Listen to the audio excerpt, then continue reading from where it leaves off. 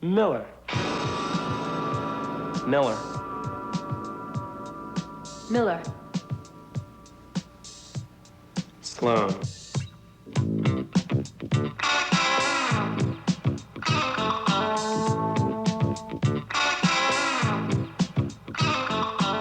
Do you remember Miller, Miller, and Sloan? I doubt it. Miller, Miller, and Sloan was a band from my high school, the Old Music and Art on the City College campus in Harlem. Three brothers and a bassist named Sloan. They played white funk and rap as early as anyone, in 1979, when the Beasties were still punky thrashers. C.B. Miller was the rapper and guitarist. His brother Mikey, the falsetto crooner and pre-adolescent love god, a sort of Michael Jackson of the Upper West Side. Their funky family single is terrific if you can find it. Dancing on the living room floor. Bring it up now, funky family, yeah. Now we're gonna funk some more. I always expected that I was gonna have to, tug on people's sleeve and say, I really, really was friends with Miller, and Sloan. I'm not joking. I totally hung out with them because I saw them as famous already.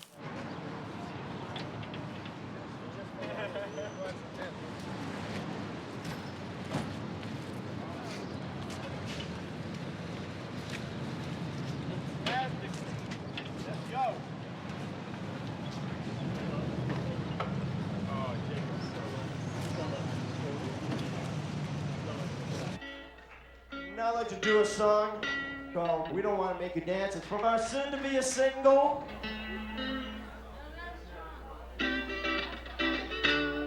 We got a band, we do music. We try to sing the things we see. La, la, la. We never meant to be political men. We meant to be what we could be. We play the way we all hear it. We play the music in our minds. Do you mind? We try to listen to the sounds in the air. And we try to use what we could find. And music. We don't have a name. We don't really play the game. We don't try to do what people say. Hey, hey, we just do our thing. We can play, we can sing. You can listen and react in your way. 'Cause we don't wanna make you dance. We don't wanna make you sweat. We don't wanna rock your world. We just wanna make it nicer.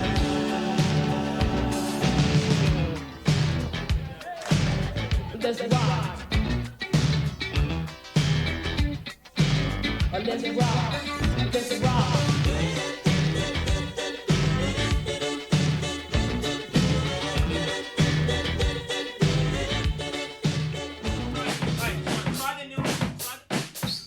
Try the new one we were just doing and do that change. Come on, Horny. 2, 3, 4.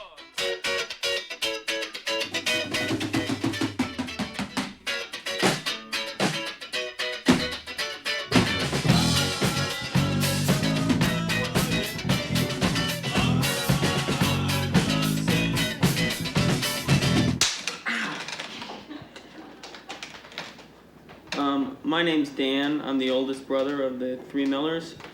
I sort of started the band by chorusing everybody to play an instrument and or sing. I write a lot of the songs. Let's see. I got this scar on my cheek here when I was born because the guy had to pull it out with forceps. And then next thing I remember, 10 years later, my cousin Julie taught me how to play the guitar.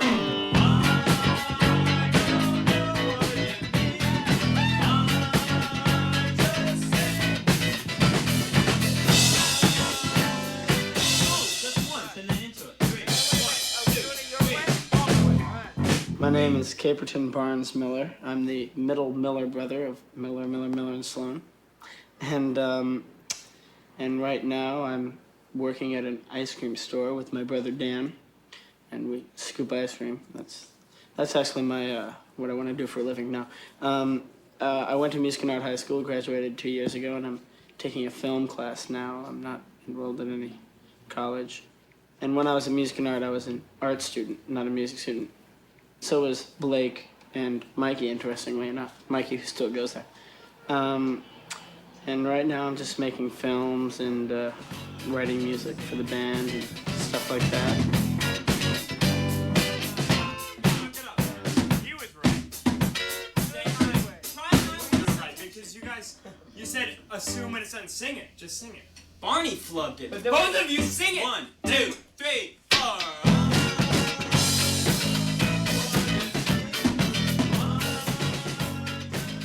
My name is Blake Sloan. I was born here in Manhattan on 168th Street, and now I play bass with Miller, and Sloan.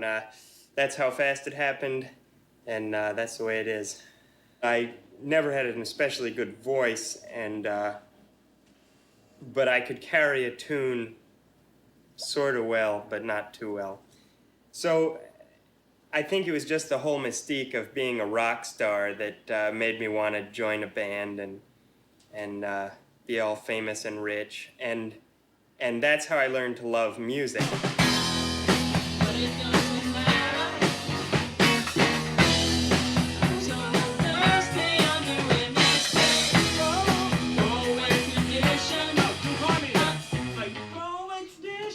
Keep it quiet. My name is Mike Miller, and I go to Music and Art. I think I'm 17, and let's see, what else? And I play drums for a band called Miller, Mueller, Myler, and Sloan.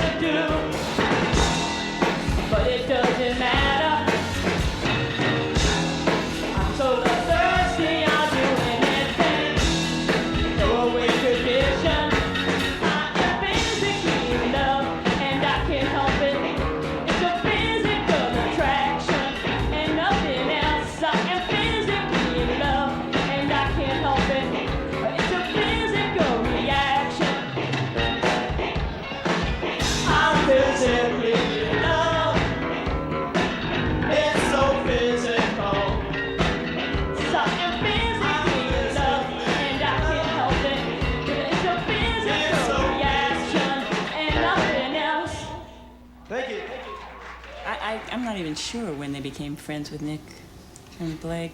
I think it was shortly after we moved into the building. I think it was maybe when Blake was 9 or 10. Something like that. As I remember, they did an awful lot of they did a lot of drawing together at first, didn't they? Because Blake was doing a lot of comic strip. He's wonderful with that. I can't remember where the music started. You know what it was? It was listening to the Beatles. They listened to all the Beatles records.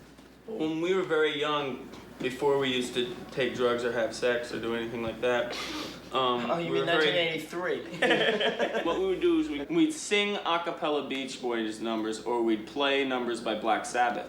Blake came upstairs. Well, he was our friend, so it was all right for him to come up. I mean, we invited him up. He came right up, and he at the time, he played trumpet, but he was the most miserable trumpet player you've ever heard in your life. And we needed a bass player, so I told him to buy a bass. I bought my first electric bass, and I hated the way it looked. And I sanded it down and tore it apart, and was always interested in the structure of things. So I got this job at a wood shop, the one that I'm working in now, and I guess have been for about 4 years, building cabinets. During the time there, in my spare time, I've built 4 electric basses. The one that I perform with now is one that I've built, and that's my most elaborate. It's got cow horns on it. And the first thing, I guess, where it got serious is when they played for the 79th Street Block Association. Yes. That was the first time they were out, playing with people watching them. They had a whole group of songs when they did the 79th Street, and one of the famous ones for me, or the ones that I loved, was Funky Family. Yes, everybody liked that. Yeah. Funky family, yeah. Now we're gonna funk some more. Hear you funk. I had some recording equipment in the basement of my parents' house in the Bronx, and Danny and I recorded the first single, which was Funky Family. I was 17 years old at the time, and he and I produced this record, which went on to become a Record World Singles Pick of the Week. But they were always very satiric, and Blake liked to do parodies. He would hear something and make instant fun of it. And I guess they were all that way. Danny wrote tunes called D is for Disco Love. And we were like, God, disco's so bad. And we wrote a couple heavy metal songs which were also satirical. As a matter of fact, we never wrote made fun of anything everything. serious. Was the point? But we really got to like the funky sort of dance oriented. Not right away, but...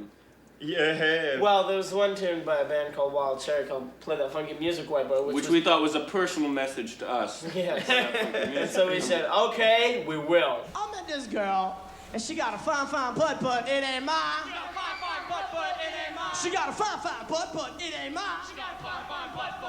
mine. She got a big fine butt, but it ain't mine. She got a fine butt, but it ain't mine. She got a fine butt, but it ain't mine. She got a fine butt, but it ain't mine. Do it.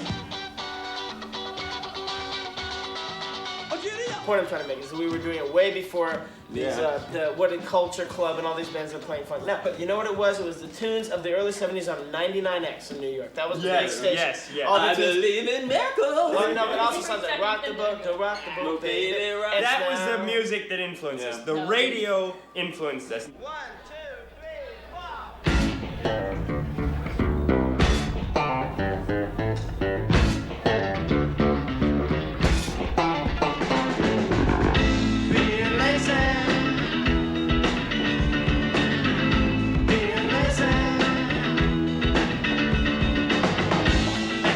Who's got their problems? I'll tell you, babe, I once had none. Having none was so much fun. I got when you're the cause of it. So baby, you better straighten out, cause you make me shout. Just stop being lazy. Get up off your feet and move your ass. Being lazy. Everybody knows you once had class, but you're being lazy. Tell me, girl, what happened to your style? I never see you smile. Am I crazy? Or just being lazy? Being lazy. Being lazy. Being lazy.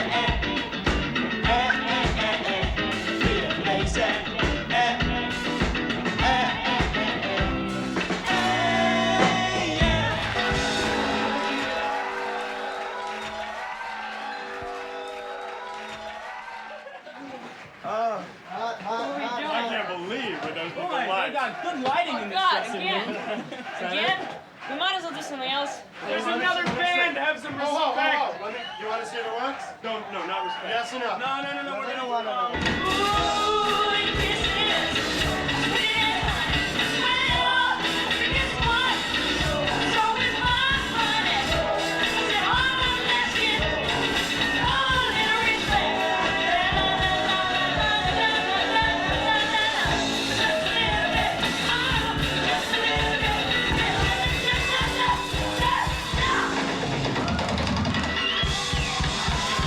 Yeah.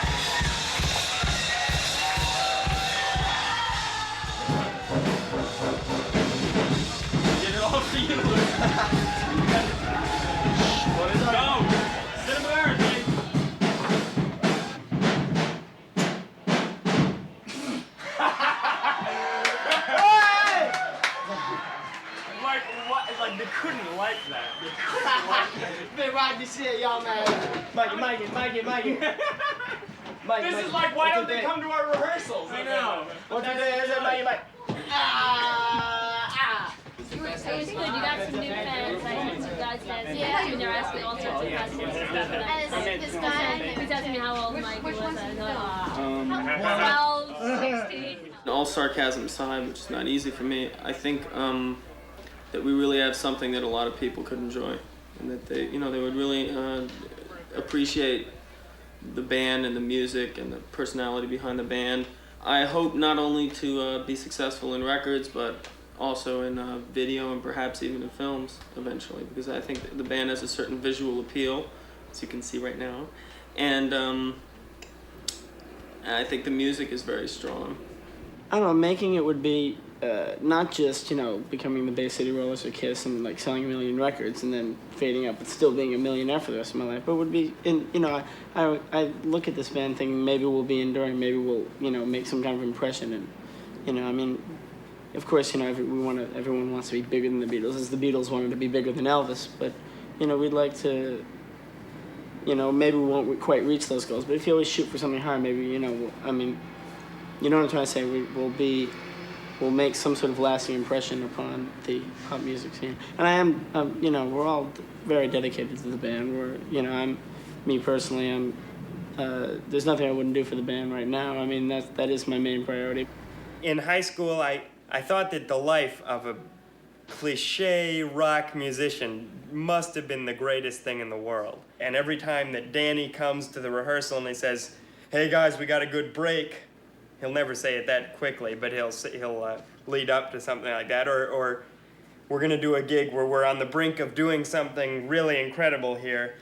I think, hey, maybe this is my ticket to, eating at fancy restaurants, going there in a limo and having people point at you when you walk down the street. Come on, funky family, you gotta sing it with me now. Funky family, I can't hear you, y'all. Funky family, take it way down low, say funky family, go out and buy like single. Funky family.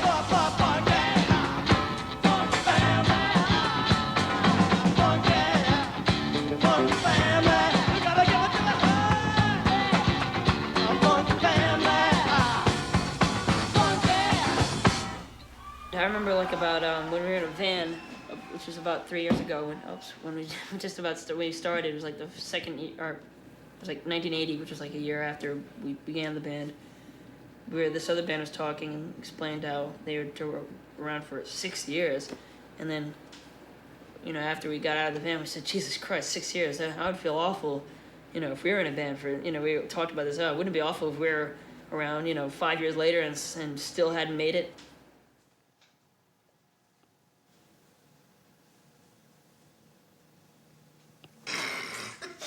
30 seconds is a long time, Lucy.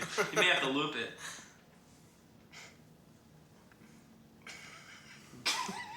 Can't be done. Is this foot blocking my face? Not enough. Professionally, what has happened in the last 5 years? Well, We played some gigs. we've only had like one. We haven't had any managers in the past 5 years, have we? Oh yes, we had. Have we already had Bob?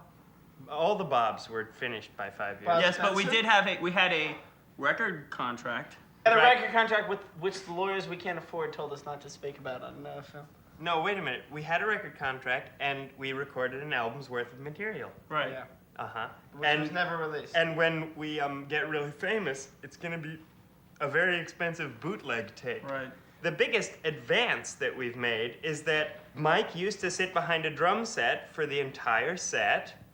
Dan used to scratch the guitar, as did Barney, and I played an electric bass.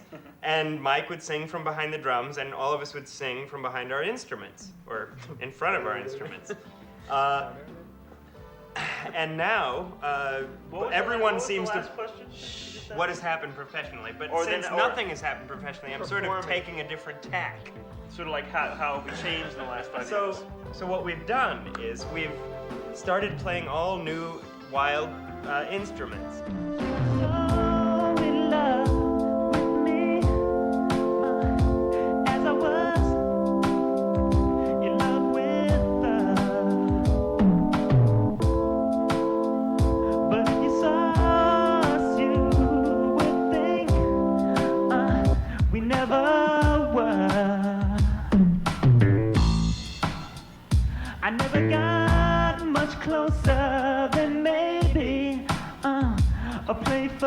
touch.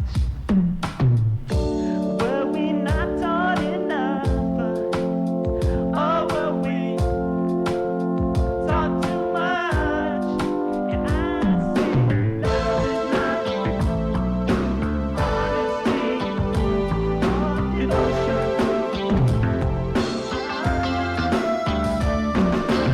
Love is not jealousy or deception. No, yeah, yeah. Love is not supposed to be anything. No, yeah, yeah. I said love is what you make it. Yeah, yeah. Love is what you make it.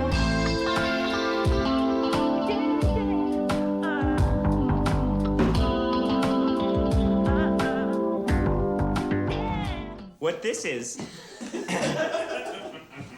thanks guys. This is, we call this a lot of things. We're trying to call it the bass-o-matic, but We call it the bass-gelator. we call it the bass-gelator sometimes. And it's a piece of equipment that Dan Miller, sitting over there, conceived of, and I aided in the construction of. It involves two parts. It has buttons from an Asteroids game. Yeah, this is, we saw people playing Asteroids and they hit these buttons very quickly, so we got this type of button because it lends itself to musical instruments because you can play them And very the quickly. identical strings all end at the neck. Oh yeah, and the strings end at the neck. See, And Mike, this you do have machine a sense actually of humor. works some of the time. And we Can play it can in you see concert. that? Can we get light on that? Can we get a spot on that, please? So what happened was Dan said, "How about we make an electronic instrument?" And he wrote a program on his Atari. As Blake was saying, he plays the controller, which was the actual instrument that you see and admire, and the sound goes through this wire here into this computer, which is very hard to admire because it's so ugly, and yet it is the brain of the whole operation. This microchip contains a program which, when placed in here like that, and engaged inside the computer, will interpret the signals coming through the wire as musical sounds, which then are output through this wire, which goes in through this rather useful but ugly contraption, and ends up going finally through this wire, which is called a MIDI cable, and I'm sure all you keyboard players out there will know about MIDI. Goes into the in port here. This is a TX7, which is like a DX7 in a box with no keyboard. We don't need the keyboard because that's the whole point of having the controller. And what we hope to do one day is shrink this all down into something that would fit on the tip of a mouse's pinky, and put it inside this so that you don't actually need the computer, but just have this and connect it directly to a synth, or even maybe have it have some synthesized sounds inside. But that would require a research and development grant. If any of you venture capitalists out there are interested, just give us a call.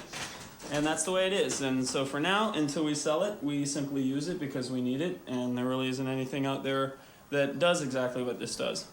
I took my old drum set and put it underneath the hydraulic press. And then this is what came out. This thing right here. The truth. It triggers drum samples. And then this is usually my bass, and this is usually my snare. Okay. This is an electric guitar. That's all it is. That's it. This is an electric guitar. There's nothing electronic about it at all. And I play like this. I'm the only organic instrument left in the band.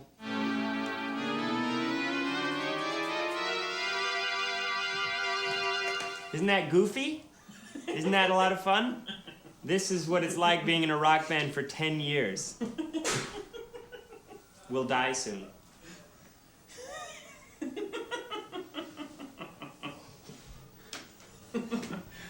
Are you still funky? Yeah. I mean, it's, that's an element of the music. Definitely. Mike, do you have anything to say about funky? Yeah. Mike's gonna answer the The question. word, are we still funky?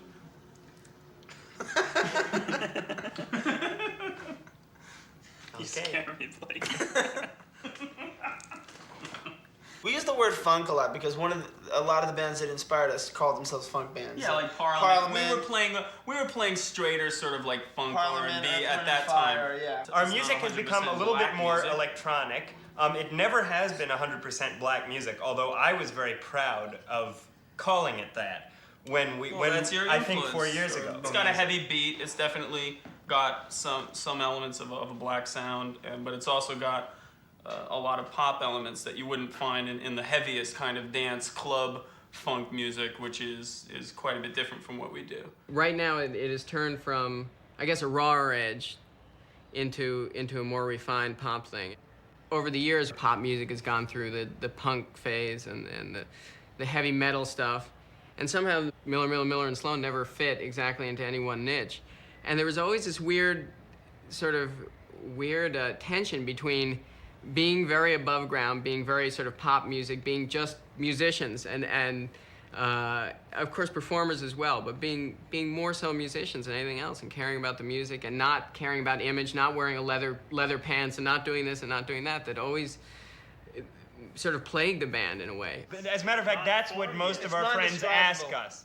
Most of our friends say, "What the hell is your image? Why is he wearing a piece of shit and you're like dressed up? What are you guys doing on stage? How come you tune for 3 hours before every song?" Image. And we say it's image. know this is a ball. I have said this before, but I am so grateful for this well. Yeah. This is one hell of a sensation. How can I show my appreciation? That's why we want to make music and videos, because we can't describe the It's our biggest feelings. complaint also, Barney. People That's would like not to true. know what we're trying to put we don't across. have an image, and we sort of like make excuses like, well, because we don't want to have an image, but we probably should. Shake Look- hands, but don't touch. Yeah, but there has to be discipline, No, too. but wait a minute. The Marx Brothers are a pretty good. They're pretty similar. I lot mean, of things. except that they're a lot funnier than us. The Marx Brothers And a lot had smarter 4 and a lot guys more who were famous. completely.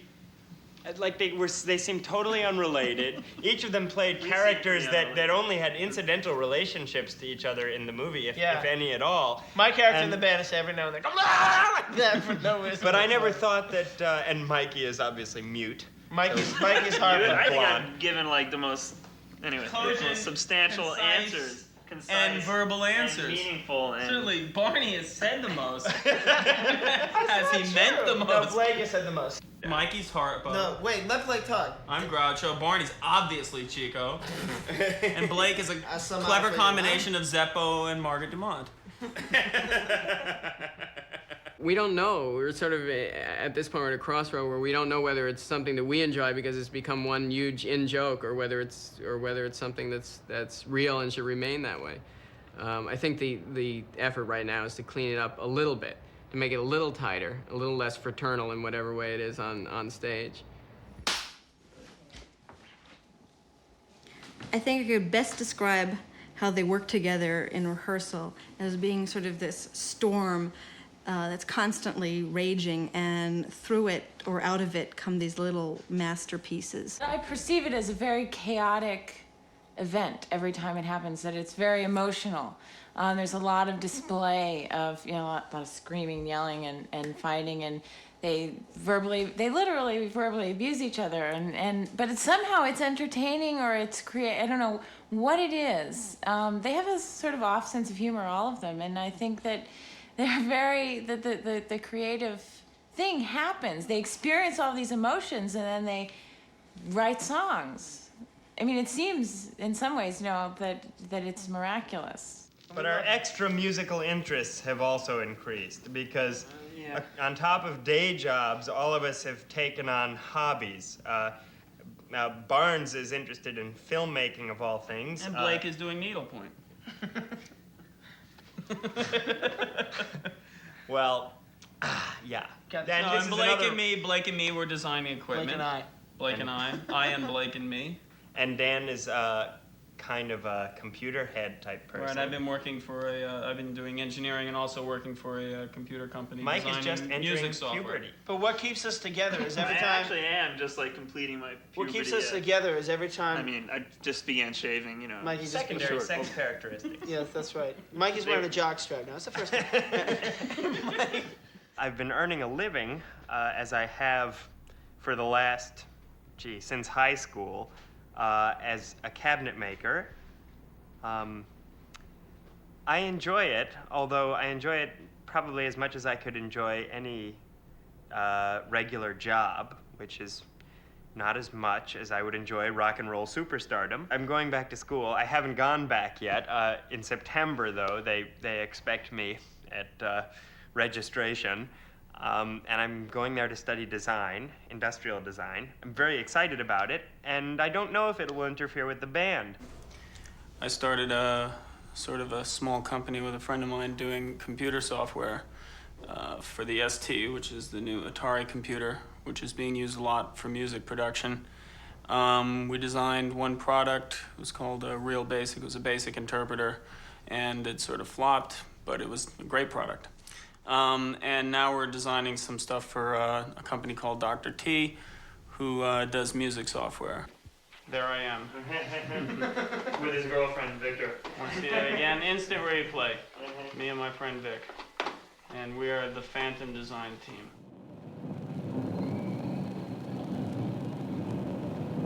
It's your move.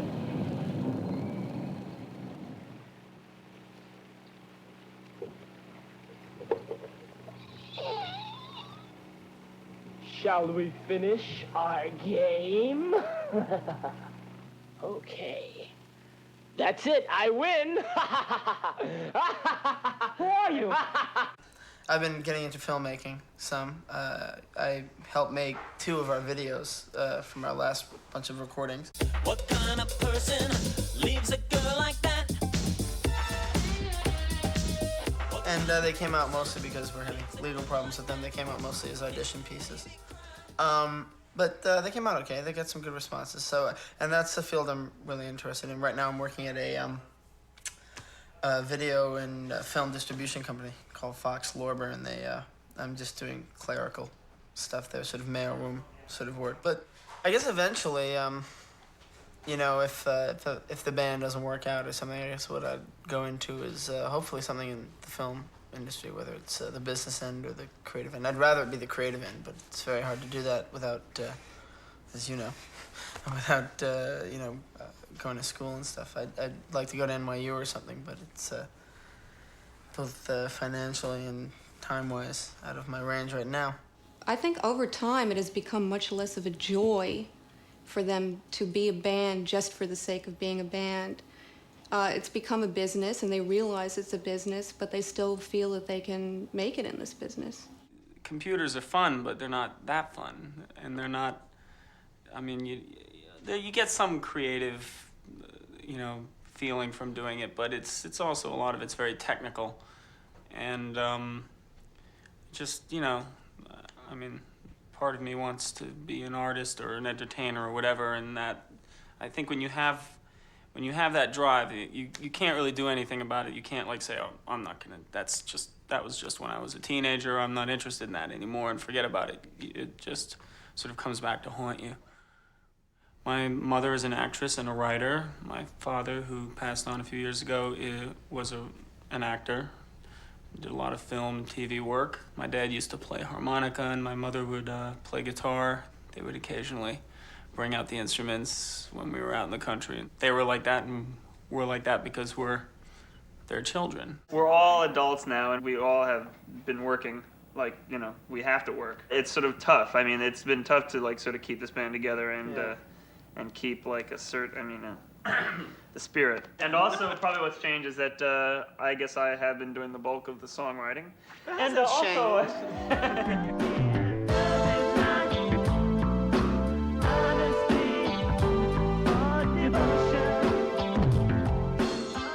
As soon as we started performing as Miller, Miller, Miller, and Sloan, it was evident that Mike had a real talent for writing songs.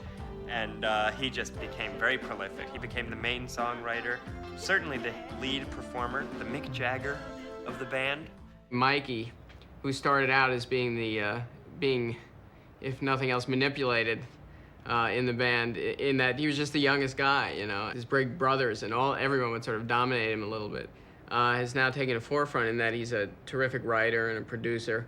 And Dan and Barney and everyone have given him the room he needs to do what he has to do. The only thing that could really like stop Mike from becoming successful in the music business is like, you know, nuclear catastrophe or something. I mean, you know, that sounds like I'm just saying it, but it's like really true, because his talent is really overwhelming sometimes. When he plays music, it always knocks me out.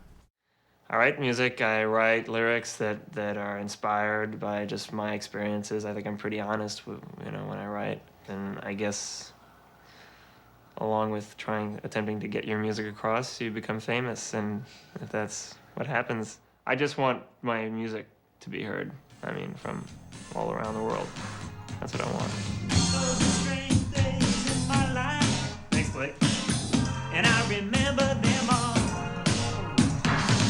Nothing ever came between us. Nothing except that brick wall.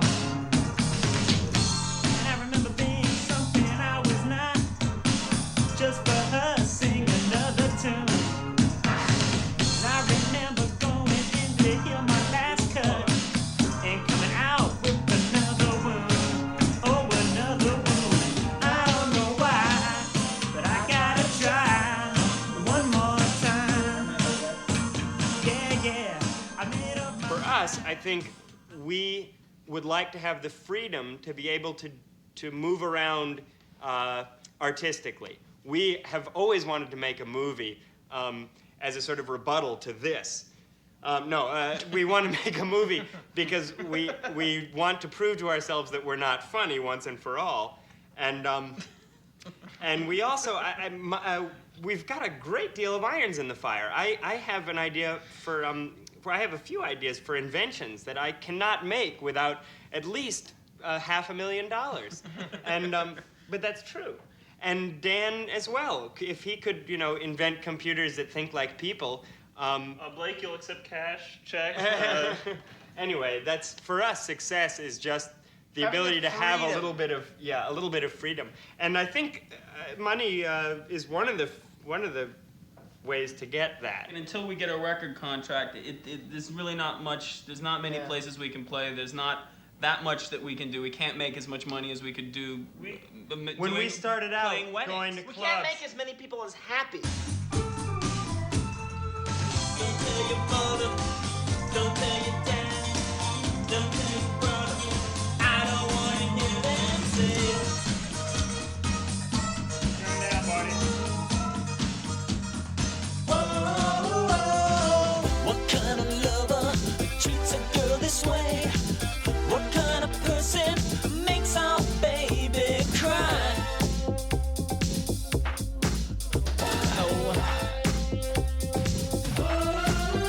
Love breaks down, breaks when it takes down you way down. There's nothing that you can do.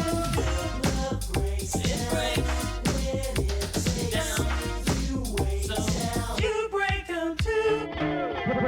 Breakdown.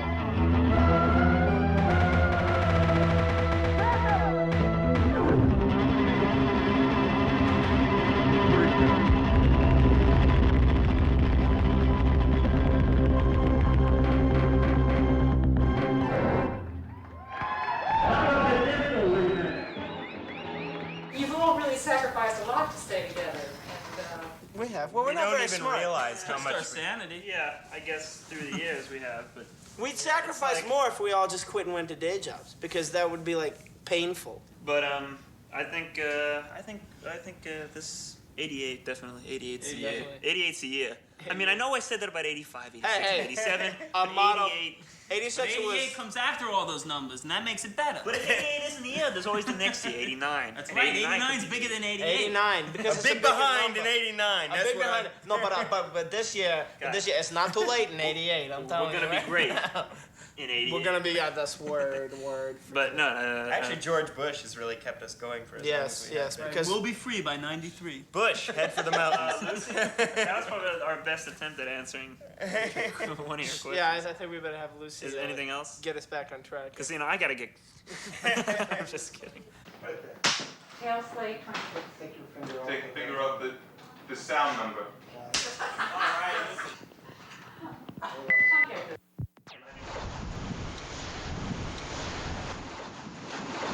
Hey, Lucy. Happy 2007.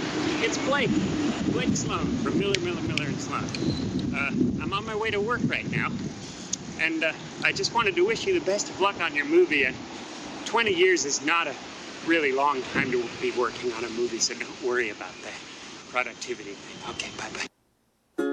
Take them all away now. I don't care. I can't feel anyhow. I'm alone in the crowd somehow. I'm alone in the crowd. You know what they say about California? Well, it's what I say. If you can't make it there, you can't make it anywhere. Because it's just so nice. Why do we care about this? Well, look at the murals. It's art, my friends. Okay, we're safe. No one can find us here. And now the truth will be told. I'm in debt up to my eyeballs. I got nothing. All the money's gone. Can't pay the rent. So many people. We'll finish this later. My lovely kid. Hey, Brax Max. Hi, honey. Hi, sweetie. That's You like a this? very nice outfit. See? I do get chicks because I'm in a band. Yes. Lucy, hello, this is Mike, and I'm still doing music, and my job is graphic design, web design. I'm not married, I don't have any kids, I play basketball a lot, that's like the one hobby thing I love to do. I still have a full head of hair, so I'm lucky in that sense. And I think I'm the skinniest of the three Millers. Are you leaving at 4:30 or are you being somewhere at 4:30? Can't remember. Oh, I'm meeting Beth at 4:30. At 4:30? At Sapa. Yeah. Okay. Hi, Lucy. This is my video letter, written with the help of Jared. I think I'm supposed to tell you what I've been up to since 1988. Yeah? Excuse me, I told him to hold my calls. Hello? Anyway, we're not sure what I was doing in 1988. I was 25 years old, I can tell you that. I'd check my credentials if I were you guys, make sure I'm the real Barney Miller. I used to be the kind of guy who'd concentrate on work, not love. Women were only for the things that men can't help but think of. We are at Company X, which is my company, and it's a creative editorial post-production house, which mostly deals with commercials, although we do a lot of music videos, but they're not very lucrative. So that's usually more labor of love type stuff. It's true. Okay, welcome to Sugar Pox. They call me Space Side. What to do, do, do, do, do, do, do.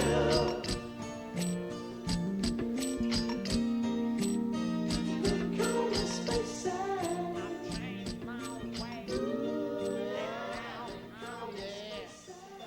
Who was that person in 1988? Do you remember him? That person you were? Yeah, it was me. What are you talking about? I know, but who was that? That's how I was trying to remember what I was doing at the time, and I was going back through the timeline last night in my head, and in '88, in '89 I was working at VideoWorks, which kind of got me into this industry. It was a place that did some commercial stuff, but mostly what they did was MTV promo stuff, and that's how I met my wife, Caitlin, and I also met a lot of other people went on to become directors in the commercial industry. Of course, being a music fan and stuff, I was really excited to be.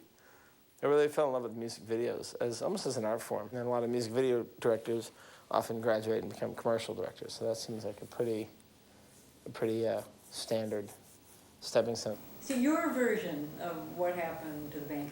It's just, we quickly became behind the times. We made that record, and it was just kind of all over the map, just stylistically.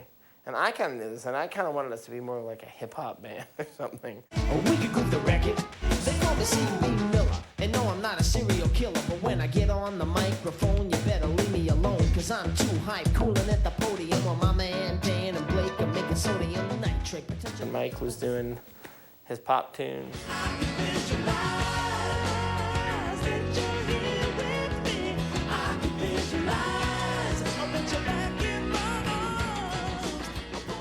So you saw Visualize? Caitlin directed that. I edited it, of course, but that was Caitlin and I in our slick, professional world industries that we were getting into. We did that record and nobody picked it up, and did a couple of videos for it. Kind of before websites and stuff, so we couldn't promote ourselves that way.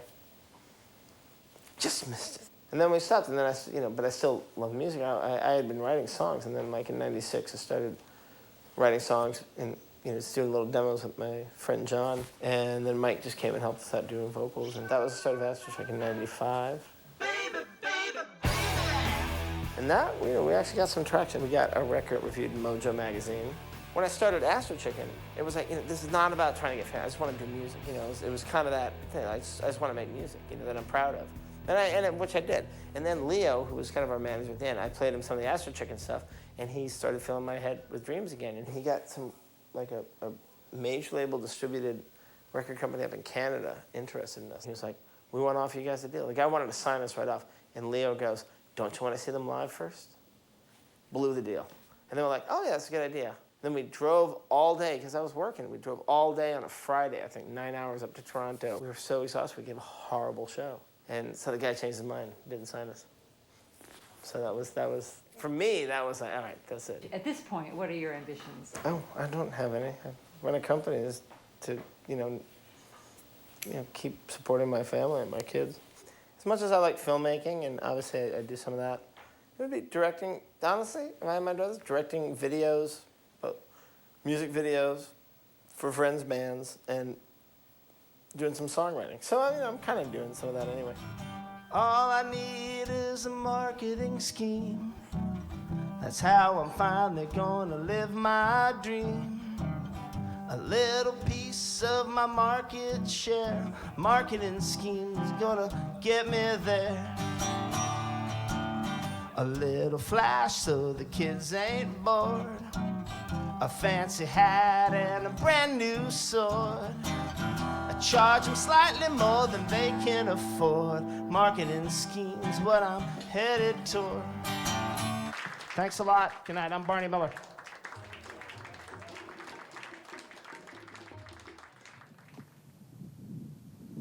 I think about New York a lot, but I don't see myself going back. Hi. Where are we? Oh, we're at Pack Title. This is my work. This is where I've been since about 2004. We're in motion picture post-production. Blake, this is a long way from carpentry. Yeah, I pretty much lied about my credentials, and now No, Dan and I were little baby hackers when, I guess it was in the mid-'80s. Of course, he's a genius, so he didn't really have any barriers to doing that stuff. And I absorbed as much as I could from him. I never really considered it a career until 1995, when it seemed like the whole world had taken it on as their career. So I kind of jumped on the bandwagon, proved myself pretty quickly to an employer who was very understanding, Dan, and that was my first job in the software industry. Subsequently, I've been able to fool people who I knew less and less well that I was capable of doing it. And so that's kind of the history of how I went from being a guy who makes kitchens to being a guy who works for a visual effects company in Hollywood. And my family felt comfortable here.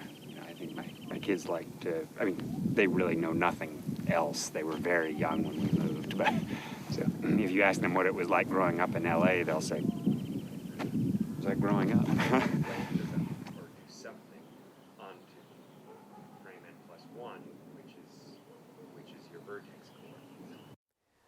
I think that everybody who I've been getting back in touch with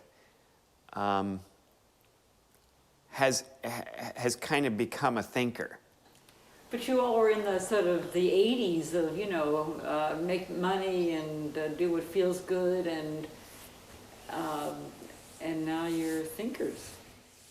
Yeah, I'm not sure if it's make money and do what feels good. I mean, I think in the 80s, at least my friends were just kind of, I mean, certainly the Millers and me we were searching, but I don't think we were really searching for pleasure or for money.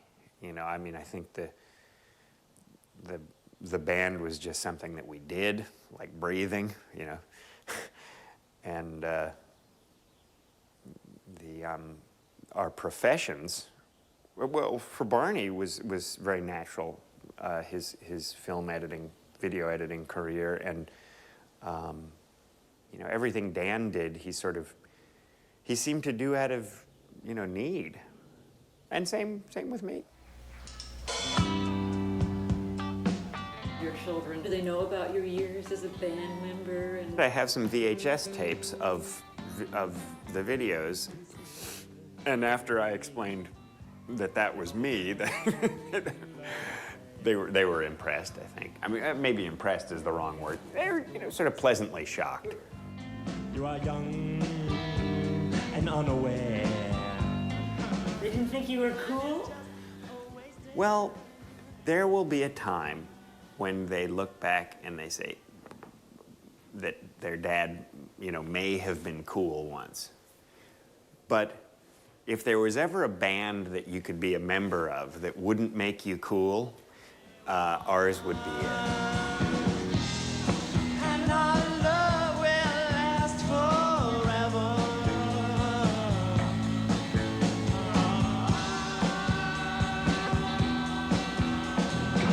Would you tell me what it means when you won't come back to me now?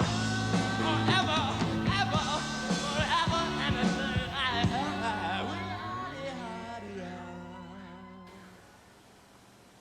Typically, according to the mythos of behind the music, you're supposed to be like a drug addict or dead or converted to Scientology or some sort of evangelistic cult. The worst thing you can do for the rock and roll legend is just kind of live a normal life. It's like a big guy who turns out to be a friendly bear, you know. He might at first seem a little intimidating, but when you get to know him, he's actually pretty I nice. don't think I want a robot hug yet. Fine. It doesn't hurt. This is Trevor. He's my boss, a fantastic genius from Silicon Valley who I met and have the pleasure of working with on this technology. And he's basically the inventor of Monty. This is Dexter, another one of Trevor's creations. We're in the process of trying to get it to walk. We've made some headway, but there's still some work to be done. So we basically do this all day. And try to figure out what's wrong and try to make it better. There's some angst, you know, about the past, I think, for everybody. You know, back then when you're that age, you know, your early 20s or whatever, you know, everything's in front of you, right? You have all of this possibility. It was kind of a magic time in a lot of ways, but, you know, that time isn't now. So, you know, my whole sort of relationship to music was about recorded music and the Beatles and the Beach Boys and, you know, Steely Dan and, you know, stuff where the way it was recorded was really part of the art. But the thing that the fans always liked about our band, from what I could tell, was the live shows. We're gonna let our little brother sing a song now. Is that all right? I thought it might be.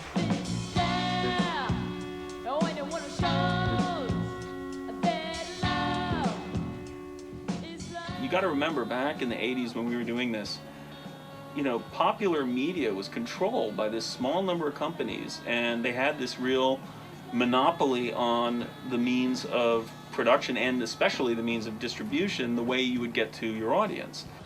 And we never really caught on as a recording act. We never had a real recording, you know, decent recording contract. We never really put out any records that anybody heard. We did put out records, but they didn't go anywhere, right? Whereas, but we always used to get people at our shows.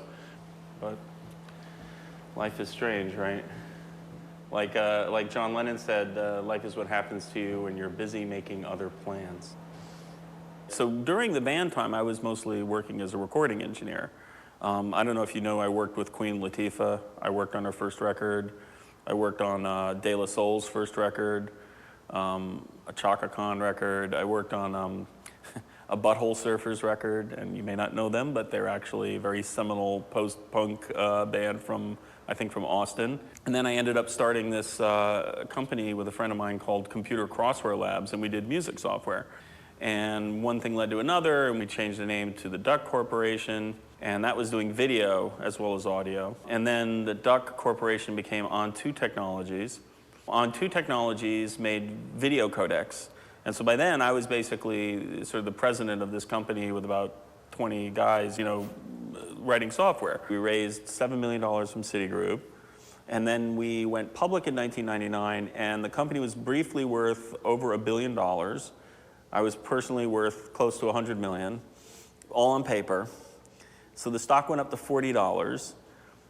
It had a lot of speculation. It was just one of these kind of internet stocks. Then it went down to 6 cents.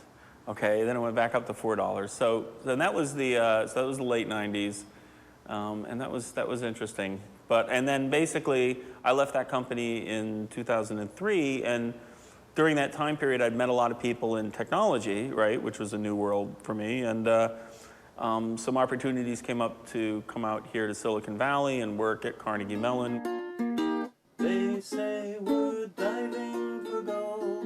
We know we're diving for pearls. So, you know, I actually got put on the faculty, which was pretty cool considering I had no, you know, undergrad. In fact, you know, there was some talk of me getting a PhD and stuff, but which I didn't do. So while I was at CMU, I got into robots, which actually was related to the stuff I had done with the Baselator. Yeah, I'm very proud of that, and that actually has a lot to do with what I'm doing here at AnyBots, believe it or not. Because not only was it computers, but it was computers integrated with a physical machine. I had a guy who worked for me, a very technical guy, so I thought, and I always asked him, like, well, what do you really want to, you know, Alan, what do you really want to do, you know, because I was always trying to help motivate people, and he said, I want to make something beautiful. And he's a programmer, right? So getting back to, like, you know, how did doing a band prepare me, or, you know, what's the relationship between doing that and doing this? To me, it's, you know, I mean, it goes back to, you know, people like Da Vinci and stuff who, you know, there was no distinction between, like, art and science and even philosophy and religion. I see things you can't imagine. I feel things that can't be true. I know things that must be questions. God is blue.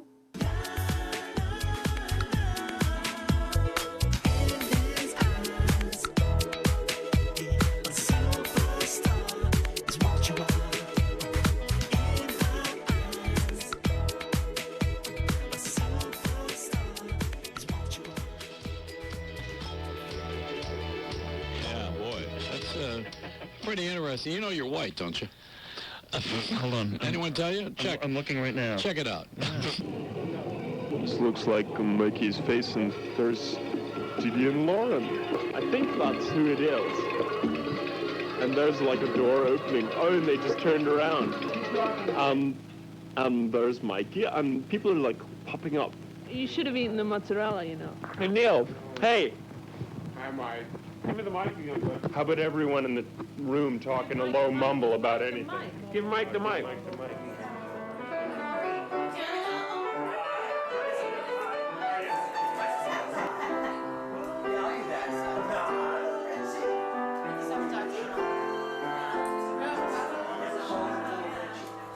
Mr. Shy, you've been with us for so many years, and you've been so good to us. I want to make that clear. I know you'll find a place with other guys. Realize, Mr. Shy. When did you become Mr. Shy? I became Mr. Shy officially just when I made my album, early 2006, I thought Michael Miller is, you know, a long, boring name. It's a nice name. Coming home out of the blue, I realized more than I knew. I'm missing you. Here I am alone, powerless.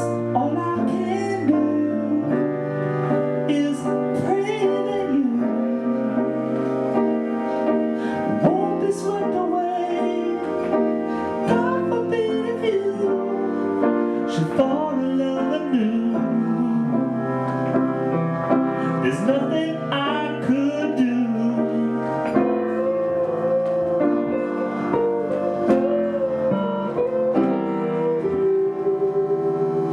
I just came to, yeah, and oh, I'm missing you. Oh, I'm missing you. Oh, I'm missing you. So yeah, this is the official Mr. Shy website, and essentially as a kind of independent record label and sort of one-man operation here trying to promote and sell my own music. The internet makes it so instead of having to hop on a plane and go from country to country and hang out in clubs and meet producers and give them your tape and then ask them if they want to remix it, then hop on a plane to another country, hang out in clubs, give them a tape. Now you can just go click, click, click, and suddenly you meet someone from Romania, someone from Spain, from the UK, and in minutes they hear your song. Hey, can I try remixing it? I look at their page, see if they're on the up and up, and then I say, sure. A lot of this is on good faith, because you are kind of, once I give them my vocal track and my song, they can go and run with it and rip me off, but you just have to kind of go with your gut instinct. Here, this links to Juan Belmonte's page. You know, the biggest deal for me so far in all of this is to be featured on his album and then on his website. And I'm on a major label release in Spain. In 2006, when I made my album, I just thought, I can't sit around and try to get a record deal. I'm gonna do all I can to sort of treat myself like I'm signed to a major label. I know that sounds kind of crazy.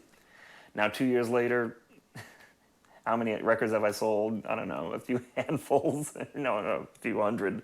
How many MP3s have I sold? Not a lot, but as you saw in my demonstration, I'm taking myself real seriously as far as branding myself, promoting myself. How recent is this?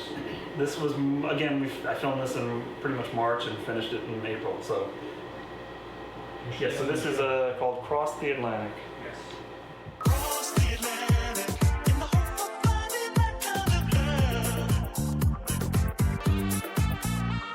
The truth is, I am just a man saddled with the past, needing to be loved for who I am, loved for who I am. Oh, I crossed the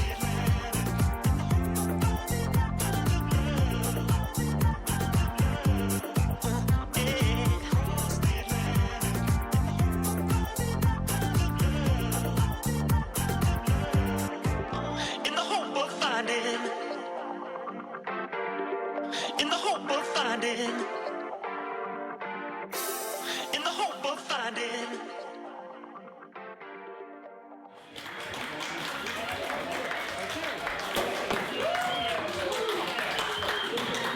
Thank you everyone for coming. Why do you think of the four of you from the original band, you know, your brothers and Blake, that you're the one that's still pursuing the dream of the singer? Because I'm single. I freelance. I'm not in a relationship. I'm sort of on and off different relationships, but I'm single more than I'm even involved with a person, which is good and bad, but you know, it allows me time to sort of, also I just sometimes think this is what I'm here to do. I'm missing you.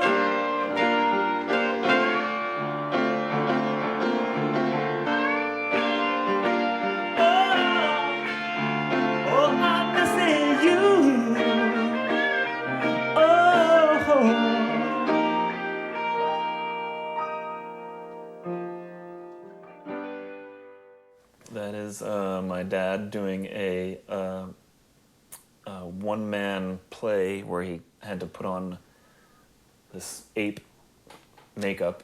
I think it's Kafka. It was sort of his pride and joy that he really wanted to do. It's very strange about this film. I mean, he died in '83. It's fun. You're right. Actually, right when you were filming. That's right. It's just interesting, and there must be something about it that this whole thing took off right when he passed away, which is sort of a continuation of what we are and our legacy, and a lot of it coming from him. Scene 12, take 6. Action! Wooden head, Wilson.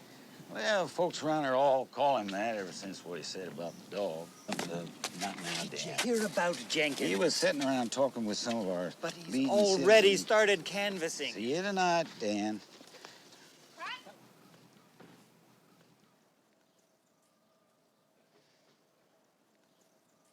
I wrote the song about my dad called That Day at a point in my life where I was still pursuing songwriting in a pretty serious way.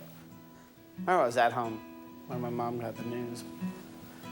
I was the one who told Mom he was gone.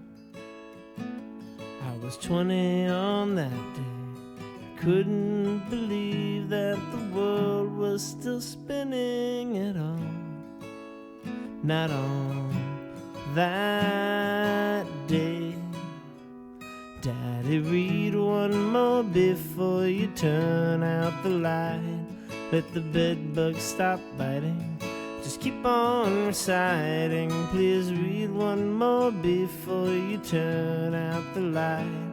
See you later, alligator, good night. Yeah, you know, like, I would have loved for him to meet his grandkids. How funky is your mother? Does your daddy know how to groove? Guitar solo! And then you hit a cymbal. There was a princess in the woods.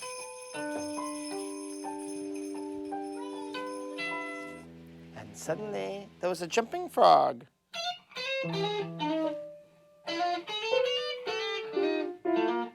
And then a man named Shippy came by. Hello, kids. I don't know. That's all we got. This is a song about my dad. I started it, I wrote it sort of, I think, like the day after he died, and finished it a few years ago.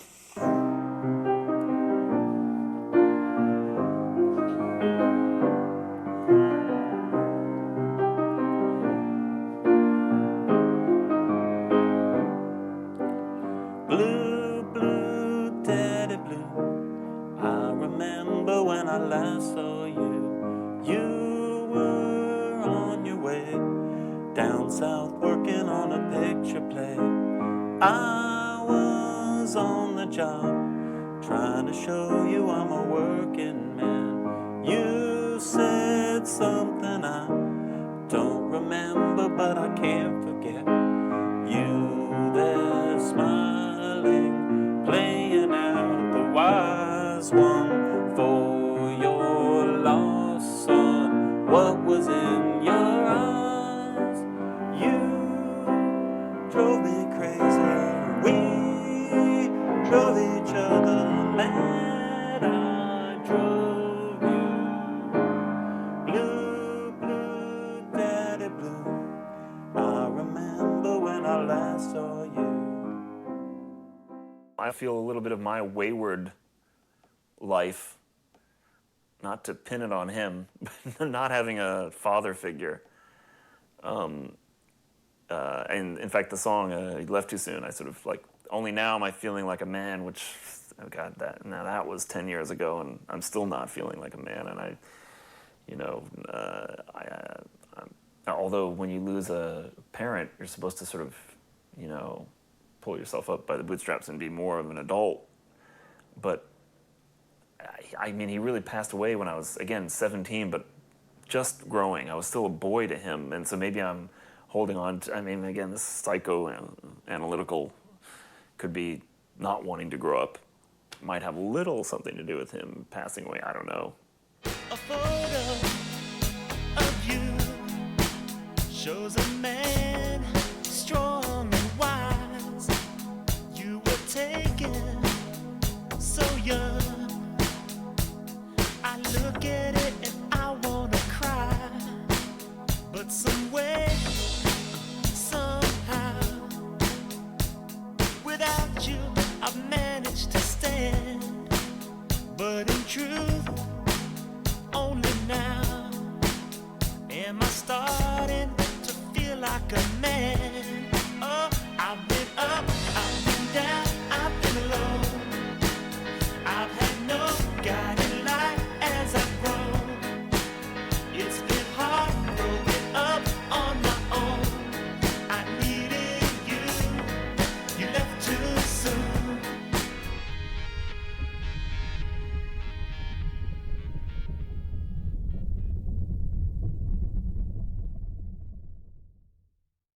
Oh, they grew up very fast. They really, really did, for which I'm very, very grateful. I mean, they didn't act out or do stupid, crazy things. No, I was really... And I think the band and the music kept that going. It was like, it was the thing that kind of solidified everything. It's just that I feel guilty of not having put some pressure into their going to college, because I was just trying to make it on, and I couldn't even think on that one. I feel that what they did with the band was a wonderful life lesson. So I think nothing is lost. Hold on to the future.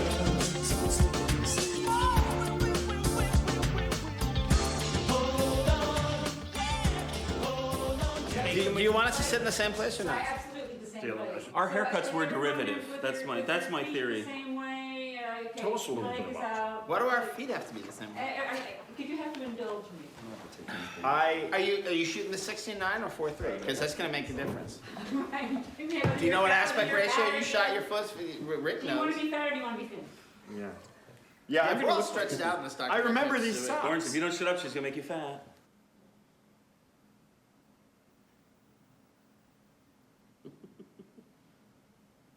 Can I just say Miller, and Sloan was started by these two Right, that's in what I his want to room. say. Thank yeah. you. That's true. I agree with that. We chimmed in on No, it. I don't think it wasn't called Miller. No, but I'm saying that The band that the turned reason it into wasn't MMMS. called that is because it wasn't us. We were Right. playing That's right. jazz. But there's a whole narrative between '88 and the time that you finally sort of went your separate ways, which I don't have. So that's why I sort of 93. wanted to ask. It's 5 years after that, 93. Yeah, I wanted to sort of, to go into that and. Nothing important happened. Oh wait, can I tell? Yeah. So we got signed by Warner Brothers. We did a world tour. We were opening for U2 and Bono's a dick. Can I answer that question because I actually remember? So I think the main thing was we worked on the album. That's the Miller, and Sloan album with the four of us, like sort of in a kind of gold tint. Mike did all the graphics. And that Mike did all probably, the graphics. I don't think we finished that till like 89 or 90. By the time we finished it, it's like we had put so much energy into it. We didn't have a record deal. We weren't really playing gigs much anymore. And, we didn't do much after that. I mean, we played a few more gigs. Shows, and actually, I think our last year or two of shows, it was starting to come together. 1, 2, 3. I can't control myself. You got a heart of gold. Now don't you ever leave me. I'm feeling so brand new to your heart of gold. Maybe your heart of gold. Now listen, I'm touching your legs, you're caressing my skin, and I'm bringing you to a point that you've never been. I wanna be with you, yeah, with you and no one else. That's how I feel for you. I can't control myself. I believe that we started out, just playing all different kinds of music. We decided we were going to focus on funk. To me, it was like, marketing 101, find your niche and focus on the niche. And, so we did that. We didn't end up really sounding very much like Earth, Wind, and Fire, partly because we didn't have a horn section, A little, yeah, no, the songs that we wrote, they didn't, shut up again. Okay. So, actually, Barney, shut up. That was an interjection. That wasn't an interruption. Oh, yeah, so shut up. So we ended up focusing on, shut up. I don't know how many times I can say it. I said to Lucy, no, too late. I said to Lucy, This is what I said, you better get us rehearsals are into like. music first because we're going to be punching each other in the face or just What cracking about, up. we're not playing any music today, are we?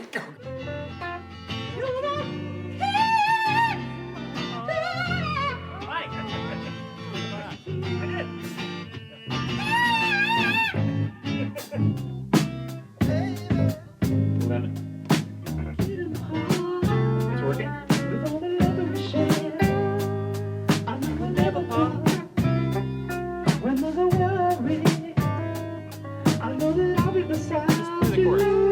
I'll do my best.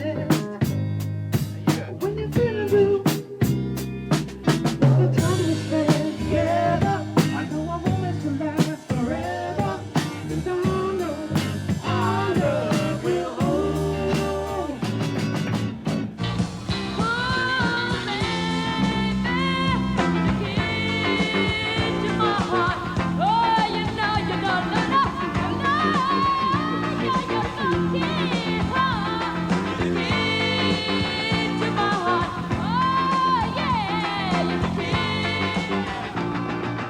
At the time that we went and tried to shop to the industry, which was like basically 83 through 88, the way the record industry worked, at least at that time, was that, they had to put you into a category. It's like, well, you're gonna have to go in the bin in Tower Records somewhere, and the bin that they thought we went in was like kind of like a white band that sounded black, which was fine with me, except that they wanted to completely sort of change the sound. And to give you an example, this is sort of a slightly different example, but it's typical. We met with Russell Simmons, who's a very famous producer, and later went on to do the Beastie Boys. And this is actually about 82.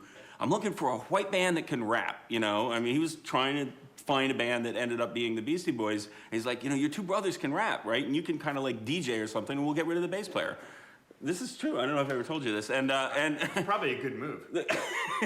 maybe it would have been a good move, but I was like, screw that. Blake is part of the band. He's part of the sound. I'm not gonna, just totally do something else. You were at this meeting by yourself? Yes, I did have this meeting by myself. You weren't at this meeting. I wasn't gonna let you guys come. How would we even finish a sentence? I wasn't gonna. From 1982 to 1988, I was trying to get a record deal doing what would become cool 10 years later, like Goofing off and Nirvana or somebody, not that this the kind of music Beastie Boys later. I think if or Chili Peppers, right? Bob, that manager for us for a while, I feel we should have followed his advice. I tell you why we broke up with him, because he told me I couldn't produce the band.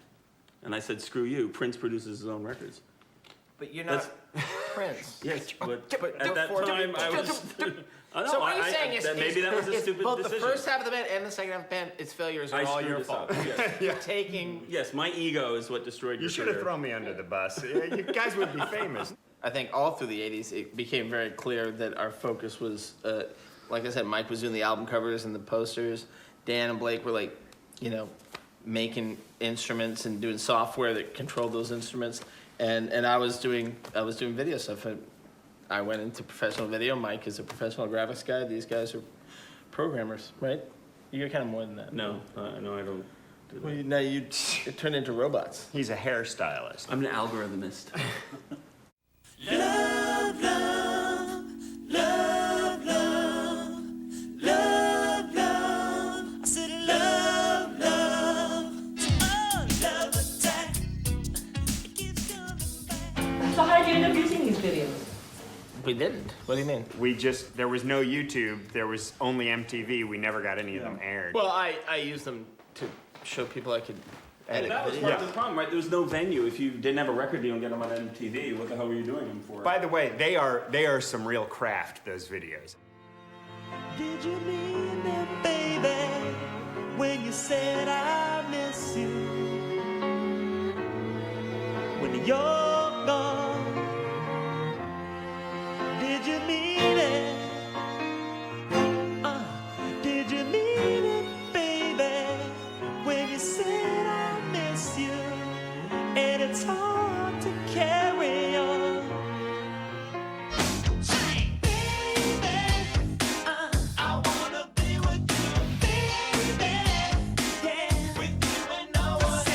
the song I Can't Control Myself, which is that's a song that all three of us wrote. It's like, I think it's the only time all three of us co-wrote a song. That is a great song. I remember playing that for some people a couple years later. They're like, this should have been a hit. I think that represents everything I loved about the band. I can't control myself.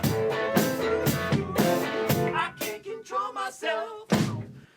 The other thing we didn't do is we didn't tour. We didn't tour. Like every band I know that's really made it, you know, just toured for like years. Suppose we got a record contract that was huge, you know, before the record industry collapsed, and, you know, one of us would be dead as a drug addict. The other one would have been three times divorced. Exactly. What I'm thinking is that what would be the best case scenario for us making some, you know, oodles of money and having tons of adoring fans? We would have had we would have had sex with, you know, a bunch of more anonymous strangers, that and we would would have have terrible. blown money like it was going. Awful. No, Yes, okay, don't anyway. be sarcastic. I'm never. Well, what I'm saying is now we're relatively stable, right? I mean, and that's an interesting point. we are. I mean, it would be. I think That's it'd be why much this can't be behind the music. We keep talking about this. You know, we never got famous. No one ever died. No one found Jesus. No one became a drug addict. There's no drama. There's no arc to the story. Suppose you had $1 million. Suppose that make you smile. Oh, yeah, what was that song? Just make you happy. Almost At it is. least for a while. Who sang it? Me or Where's Mike? the chorus? T is for disco.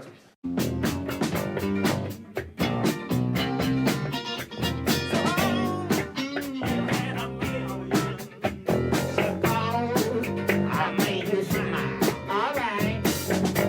And mine just make you happy. At least for a while. Disco and Elvis for love. Disco and Elvis for love. Well, a bunch of white boys singing these for disco and Elvis for love. We don't really know. They came from up above. Dan doesn't want to see it. I want to see it, but I don't want anyone else to see it. Mike wants everybody to see it. Music videos also, or either? Guys, Dan should. Oh, Alexi! Don't touch the door! Don't touch the door! Don't touch the door! Oh, I forgot about this. What the fuck am I wearing? Look at my shoulders. Was a kiss and like selling 1 million records and then fading out, but still being a millionaire for the rest of my life.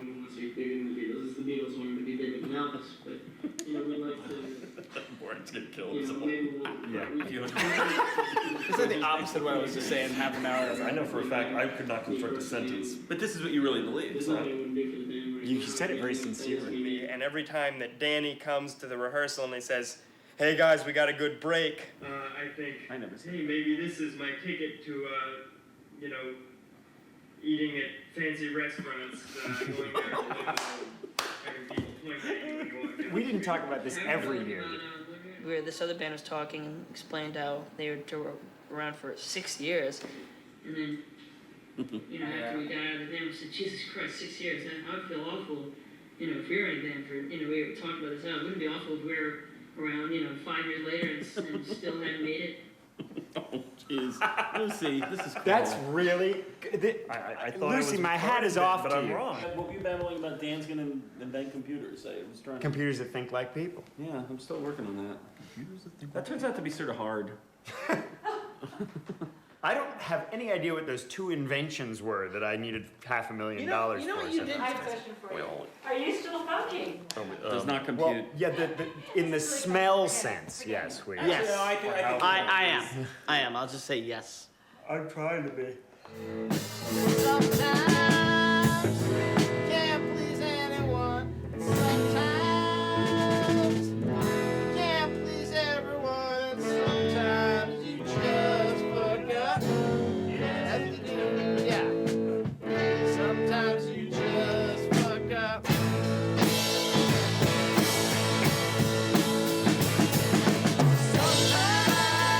Sometimes you really hate yourself. Sometimes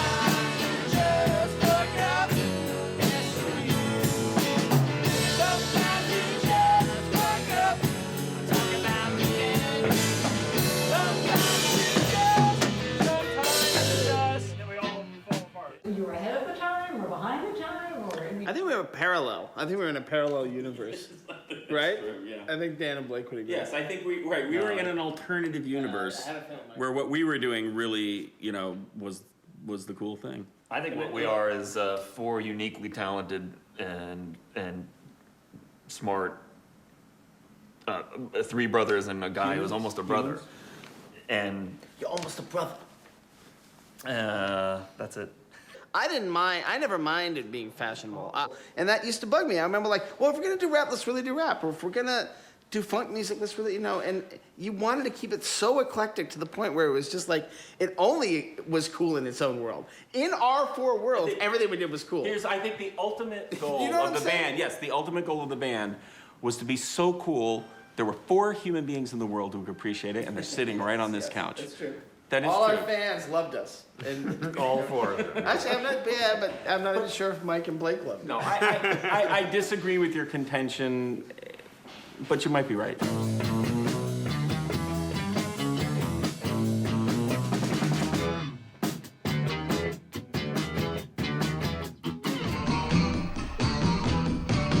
Right here.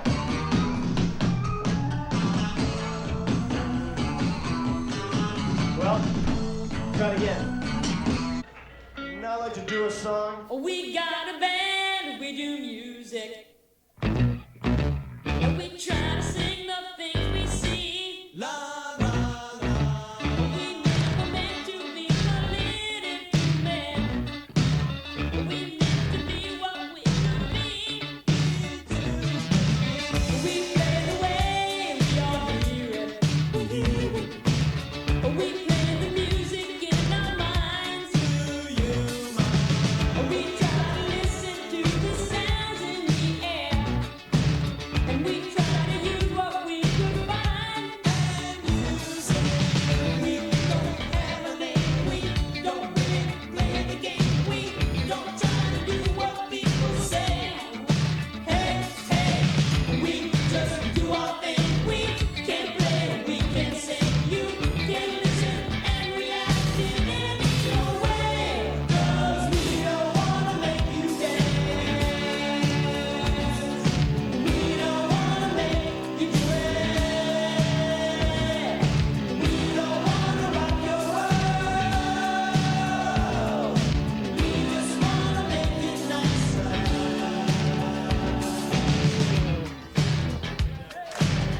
Let's rock. Let's rock. Let's rock.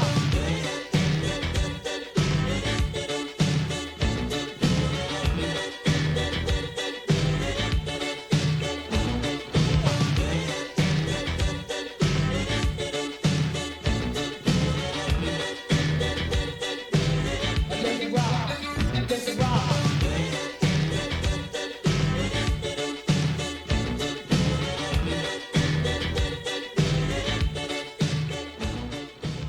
How close did they really come to making it? That's a pretty constant question in my mind all these years later. I'm really not sure. I don't know the answer to that. There's not a week probably that goes by where it doesn't, at least in some fashion, still, flip past me like, what happened, so. Let's rock. Let's rock. Let's rock. I have a lot of things growing up when and where I did that are really memorable that I just happened to be lucky enough to witness. Well, Miller and Sloan were one of those things. They were also really memorable. They were really fun to talk about and write about after the fact. Barney was goofy and brash, and Mikey was kind of precocious and sexy, and Danny was kind of, trying to keep them in line. But then the music said, we get each other. The harmonizing becomes this sublime metaphor for working it out. Yeah, it's like the music is the only place where where everything's okay.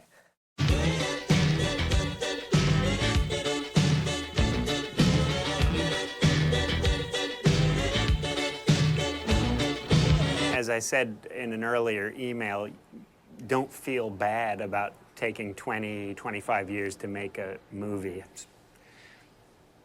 You got to spend whatever time you have to spend.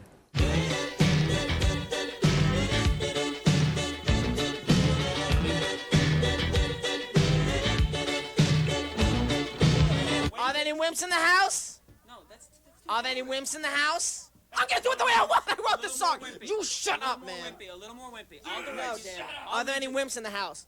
Yeah! Hey, Bob. Yeah. Who's that new girl on the 43rd floor? Wow!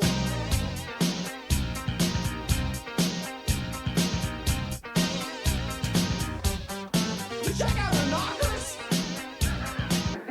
My name is Blake Sloan, and tonight on Talk Show, we're going to discuss the situation of foreign George.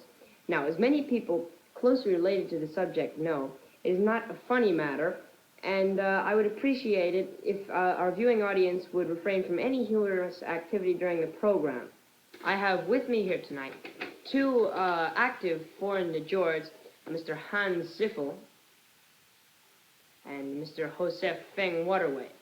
I hope I pronounced that right. I might as well ask the obvious question, which is probably going through the minds of our whole viewing audience. Why did you choose to become foreign as opposed to domestic George?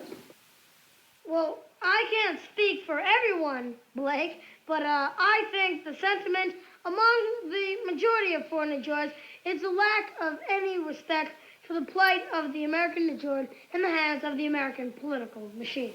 Do you agree, Mr. Feng Waterway? Oh my God, that girl made me look like such a fool. I'm cool. Baby doll, don't you know I got straight A's in school? I really did. Oh my God, there she goes, she heading for the door.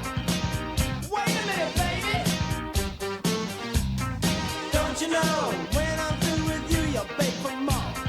I said, what's your favorite food? She said, oh, you just won't do. Your attitude is limp. You're nothing but a wimp.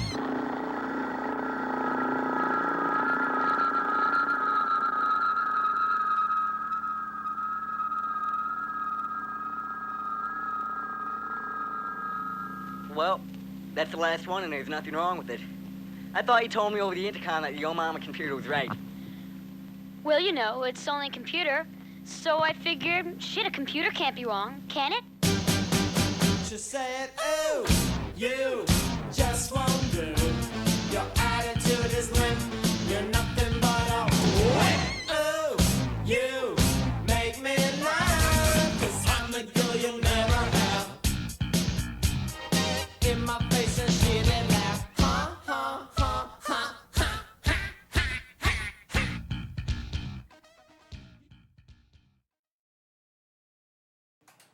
15.